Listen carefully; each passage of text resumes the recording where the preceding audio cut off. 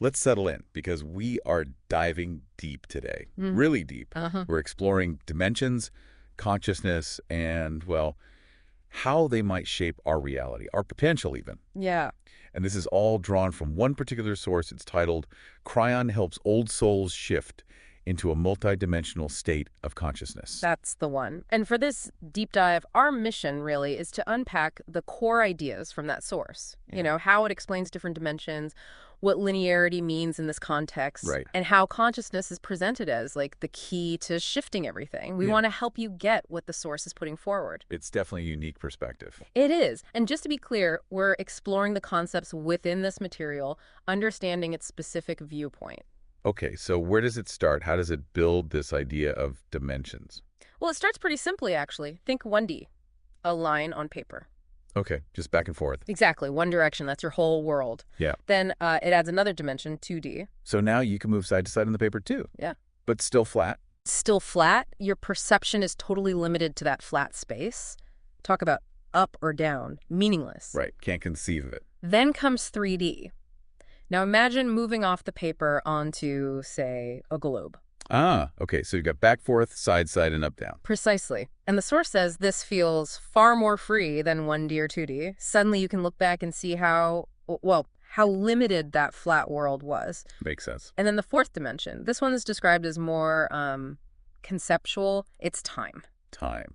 So the ability to measure duration, perceive things happening over a period. That's it. And the source basically says, here we are, humans, perceiving mostly in these 4 dimensions. And its point is that we're kind of stuck there. It's that term it uses, yes, stuck in 4D. Yeah. And from that viewpoint, it claims higher dimensions, 5, 6, 7, 8. They're just intellectually incomprehensible. Like the 2D being trying to grasp up. Exactly the same principle. Your mind just can't map it from a purely 4D framework, though interestingly, it does add that God or spirit or the creative source exists in all dimensions simultaneously, not bound by any single one. Okay, now here's where it got really interesting for me. The source claims that science has actually found multidimensionality. Right. It says for over 2 decades, scientists have found things that are multidimensional, way beyond 4, calls them head scratchers. And it points to atomic structure. Specifically, yes. It claims looking at atoms revealed many, many dimensions inside every single one. Wow. How many does it say? It mentions scientists identifying 11 or 12 dimensions within atoms and suggests this hints at potentially infinite possibilities packed right into the basic building blocks of everything. So hold on. If we're made of atoms, and atoms are, according to this, multidimensional, Then we are fundamentally multidimensional. That's the implication. but we perceive mainly in 4D. And that's the core question the source tackles. Why the disconnect? If we're built multidimensionally, what restricts our conscious perception? And the answer it gives is Consciousness. consciousness itself is the filter or the key or Yeah. something. Pretty much. And it links this 4D limitation directly to something it calls linearity. Linearity. Explain that a bit. It's the idea that in 4D, everything has to have a start and an end, a clear progression. Life begins, life ends, time flows one way, objects appear, then they're gone. Right. That's just how things are, isn't it? Well, the source argues that's your reality in 4D, but maybe not the ultimate reality. Linearity is the rule within the dimension, not necessarily a universal constant. Okay, that's a big idea. How does it try to help us grasp that? It brings up the soul, doesn't it? It does. It points out that, many cultures accept the idea of a soul continuing after death, something seemingly outside those 4D rules. And it asks questions about the soul that you just can't answer linearly. Exactly. Like, how long is your soul? How old is it? What was happening before you got here? These questions break down in the linear context. So it uses analogies to try and shift our thinking. Yeah, a couple simple ones. First, take a piece of string, tie it in a loop. Now, how long is it? Linearly, you can't measure it in the same way. The source suggests maybe it's kind of infinitely long. It's forever. Bit mind-bending. It is, and it asks you to apply that sort of thinking to the soul. It exists eternally, part of that multidimensional structure, even if our 4D measuring tape doesn't work on it. And the other one, the Mobius strip. Right. Take a strip of paper, twist it once, tape the ends. Yeah, I've seen those. If an ant crawls on it, it seems to be walking on both the inside and the outside at the same time without ever crossing an edge. Okay. The source calls this a simple Simon way to show how multidimensionality can seem paradoxical or just plain tricky for our 4D minds. These analogies are trying to nudge us out of automatic linear thinking. So, back to the main point. Our atoms are multidimensional, but something holds our consciousness in 4D linearity.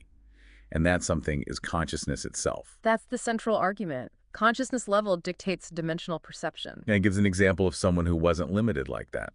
It does. It points to the master of love, Jesus, suggesting he operated multidimensionally 2,000 years ago. Fundamentally different. And it lists specific things he supposedly did. Yeah, things attributed to him, healing the sick just by touch, grass growing instantly where he walked, animals following him, and apparent control over physics. Like making things from nothing, changing substances. Exactly. Things that defy standard 4D understanding. And the source says people back then, operating in 4D, just saw it as magic, feared it. Pretty much. They reacted with fear because it was outside their known reality. They labeled it magic. Okay, so how does this connect to, say, health?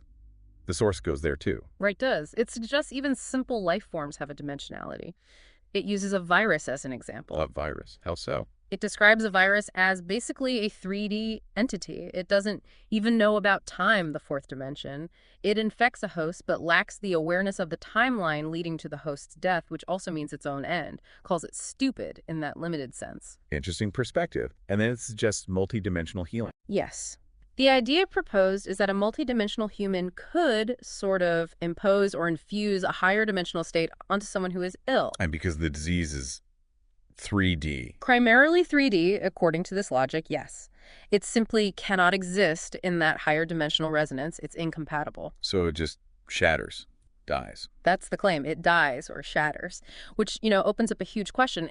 If consciousness and dimensional state can affect physical illness like this, what else is possible? The source even talks about regular people having moments like this, right? Slipping out of 4D briefly. Yeah, it suggests intense moments like deep joy or even extreme fear can temporarily shift someone out of their standard 4D pattern. In that instant. Their body becomes momentarily multidimensional, timeless, and any disease present being incompatible could potentially shatter. Wow. So the source is suggesting a future where we move past 4D could mean no disease, because disease is 3D. That seems to be the implication within this framework, yeah. Disease is a 3D phenomenon, incompatible with higher states. So what is it that shifts us? If consciousness is the key, what kind of consciousness? The source is very specific here. It talks about becoming a compassionate human being, understanding the profundity of the love of God. That kind of consciousness, it argues, is what starts to move you past 4D into those unlinear dimensions. And this shift can actually affect aging, take you off the clock. That's the claim. It even cites Einstein, reminding us he showed time, the fourth dimension, isn't fixed, it's variable.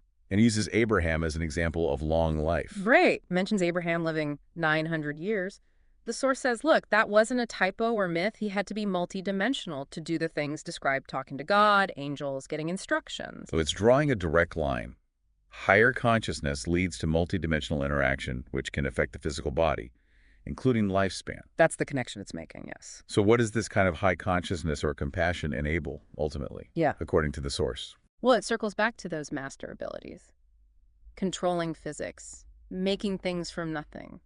It even mentions levitation, acknowledges some dismiss it, but says, they say they can do it. Sounds like a completely different way of being. It's presented as this beautiful paradigm built on infinite love and infinite compassion. And what are the tangible results for a person living like that? The source lists things like slowed aging, waking up feeling compassionate every day, not being stressed about time, feeling deeply connected to your soul, and just knowing there's a much bigger reality. And how would others perceive someone like that? They'd see balance, love, genuine caring. It suggests others would be drawn to it, thinking, wow, I don't know what you have, but I want some of that. Calls this the new human. What's really striking is this emphasis on compassion. It's not just a feeling here. It's presented as a force that literally changes dimensions and reality. Right. And as you move into these higher, unlinear dimensions, those basic 4D questions just fall away. Yeah, the source says you stop asking things like, how long is that string? Or how big is something? Even, how big is God? becomes irrelevant in the same way. So what is the answer it gives to how big is your soul? The answer provided is, it's as big as God is. That's vast. And then there was that other bit about others in other universes knowing you. Yeah, another one of those mind-stretching ideas layered in there, challenging our sense of separation. So bringing it all together, what's the final takeaway message from this source? I think the core message is really about your inherent nature. It's saying your consciousness is eternal, it's magnificent, it's part of everyone. It pushes back hard against any idea that you're less than or dirty. Saying that's just limited human thinking, not how the creative source sees you. Wow. Okay. That was quite a journey through the concepts in this one source. Dimensions, linearity, consciousness as the driver, and this huge potential it outlines. Definitely a lot to chew on. It really is. And consistently, the source points to consciousness, especially compassion and love, as the absolute key, the thing that shifts perception, unlocks these claimed abilities, moves us beyond that 4D box. Leave you with a pretty provocative thought, doesn't it? Yeah. If this source's core idea holds any water that consciousness alters dimensionality and physical reality, what might that mean about the subtle ways our own focus, our own state of being, might be influencing the world around us, maybe in ways we don't even realize? A powerful question to consider. And the speaker in the source material actually indicates they intend to explore these themes further in subsequent discussions. Something to look out for, perhaps. Thanks for unpacking that with me. Always interesting to explore these perspectives.